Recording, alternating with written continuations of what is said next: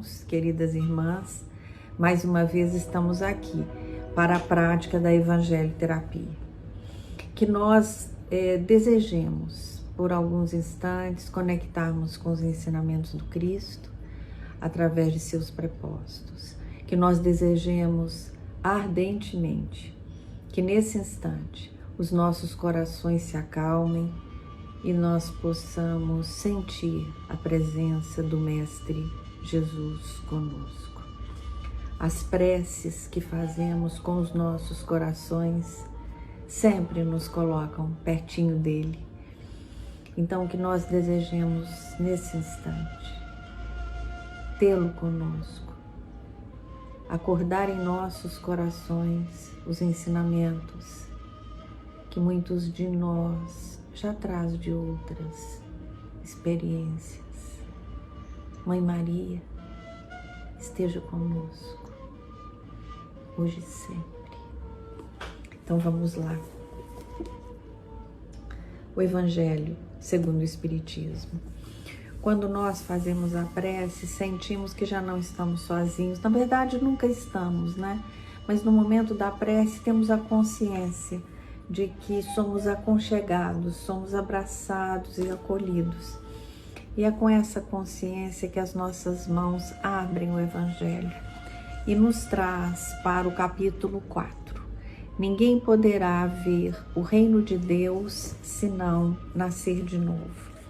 E vamos ler o item 4, que fala de ressurreição e reencarnação. Diz assim: a reencarnação fazia parte dos dogmas dos judeus sob o nome de ressurreição. Somente os saduceus, que pensavam que tudo acabava com a morte, não acreditavam nisso. As ideias dos judeus sobre esse ponto, como sobre muitos outros, não eram claramente definidas porque só tinham noções vagas e incompletas acerca da alma e da sua ligação com o corpo. Acreditavam que um homem que vivera podia reviver, sem saberem precisamente de que maneira o fato poderia dar-se. Designavam pelo termo ressurreição o que o Espiritismo mais judiciosamente chama de reencarnação. Com efeito, a ressurreição pressupõe o retorno à vida do corpo que já está morto, o que a ciência demonstra ser materialmente impossível, sobretudo quando os elementos desse corpo já se acham desde muito tempo dispersos e absorvidos. A reencarnação é a volta da alma ou espírito à vida corpórea, mas em outro corpo, novamente formado para ele e que nada tem de comum com o antigo. A palavra ressurreição podia, assim, aplicar-se a Lázaro, mas não a Elias nem aos profetas. Se, portanto, segundo a crença deles, João Batista era Elias, o corpo de João não podia ser o de Elias, pois que João fora visto criança e seus pais eram conhecidos. João, pois, podia ser Elias reencarnado, mas não ressuscitado. Então, nessa oportunidade, o que nós podemos pensar? Que muitas vezes, quando os nossos irmãos dizem eu não acredito em reencarnação, eu acredito em ressurreição, às vezes as pessoas, nem nós, sabemos o significado dessas palavras. Eu entendo que hoje o Cristo está nos dizendo assim: antes que você critique, antes que você discorde, procure se informar, procure saber exatamente o significado daquela palavra, o contexto em que ela foi dita, e aí sim, depois de feito isso, você pode argumentar, você pode perguntar, você pode até discordar, mas embasado, raciocinando. né? E Kardec nos diz isso quando ele usa essa expressão fé raciocinada. Essa questão, quando Kardec fala, né, do que os judeus entendiam, os saduceus, para eles acabava tudo com a morte do corpo físico, mas os judeus já vislumbravam de que essa alma era imortal e que ela poderia voltar, mas ela voltaria no mesmo corpo. Como que volta no mesmo corpo se o corpo vai entrar em estado de decomposição?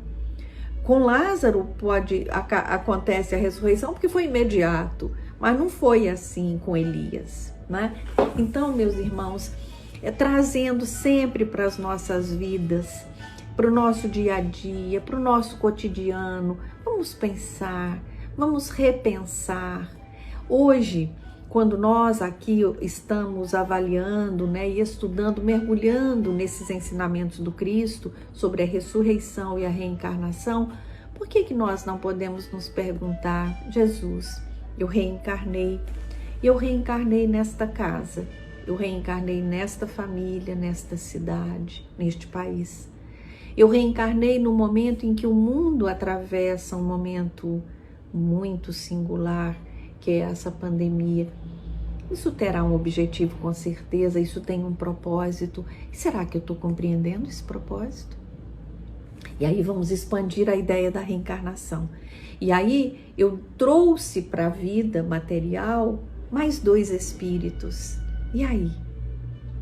Esses espíritos que vieram a estar encarnados hoje, vieram através da vida que o meu corpo físico permitiu. E aí eu posso começar a pensar sobre isso. Esse espírito que reencarna neste corpo novo é um espírito que está no caminho da evolução.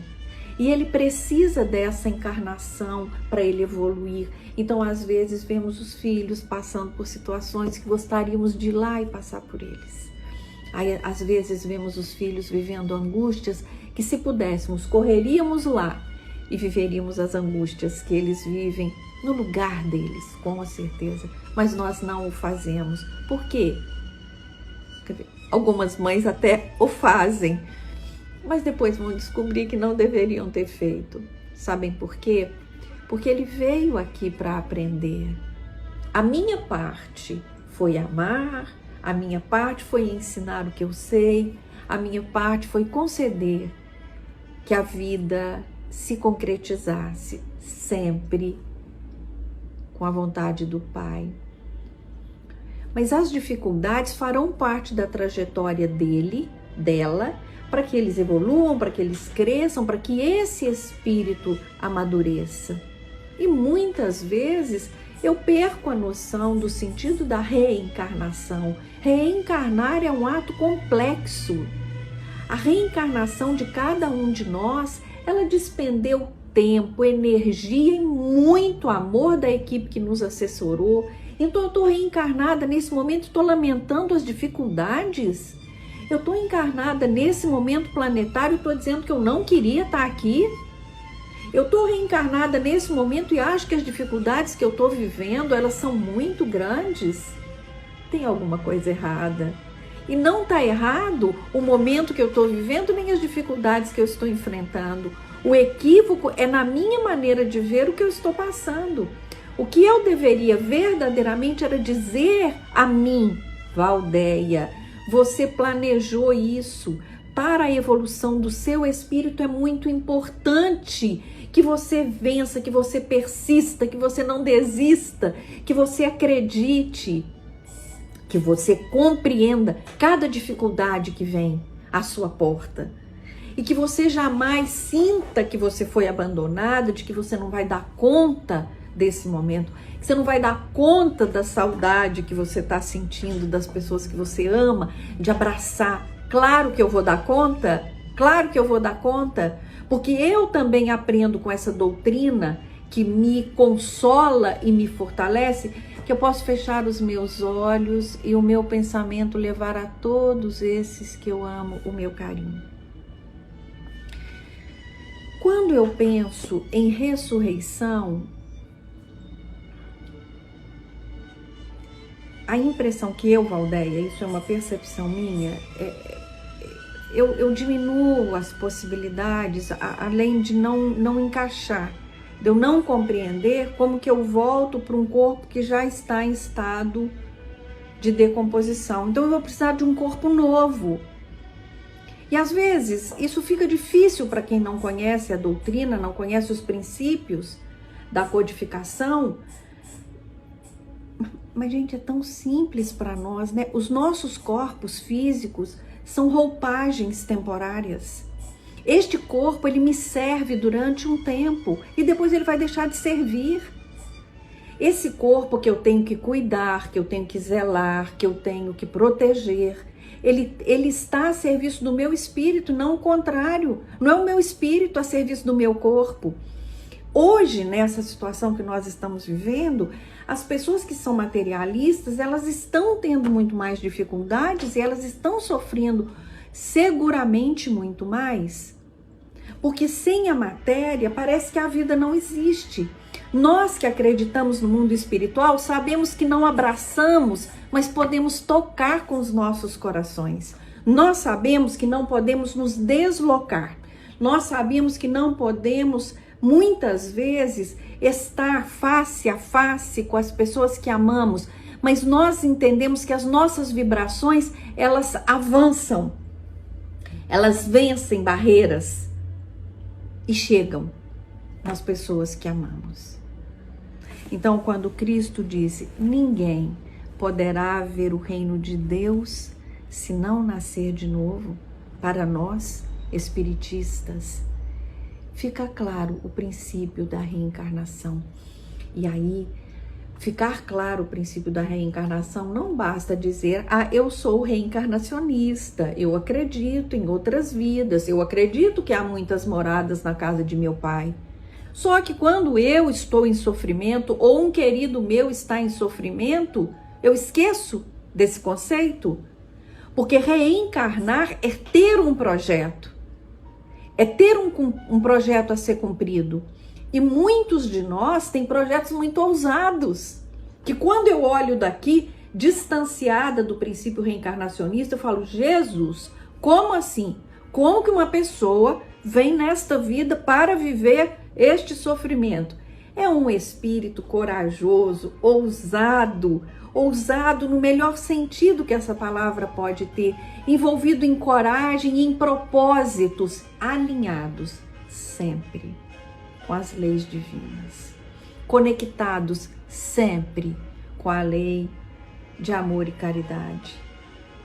Lembrando que a justiça divina, ela é impensada, assim, é inimaginável para nós, dada a nossa incapacidade, muitas vezes, né, de sermos justos conosco e com o próximo, mais próximo de nós. Então, que nós desejemos muito nos lembrarmos que estarmos encarnados nesse momento planetário é uma dádiva. Vamos nos lembrar que cada reencarnação é um projeto com um único fim, a evolução daquele espírito imortal. Então, os nossos irmãos em mais dificuldade do que nós nesse momento precisam do nosso amor, precisam do nosso olhar de compreensão, do nosso olhar de partilha com aquilo que podemos partilhar, mas principalmente de entendimento, que a dor que os visita ou a dor que me visita não é um castigo, mas é uma oportunidade de eu burilar, de eu trazer o meu espírito para um outro lugar, um lugar de mais confiança, de mais esperança, porque o meu espírito é imortal e a cada reencarnação eu fico mais perto, ou deveria ficar mais perto da luz. Que essa paz, que esse entendimento nos traga paz, compreensão e esperança. Graças a Deus.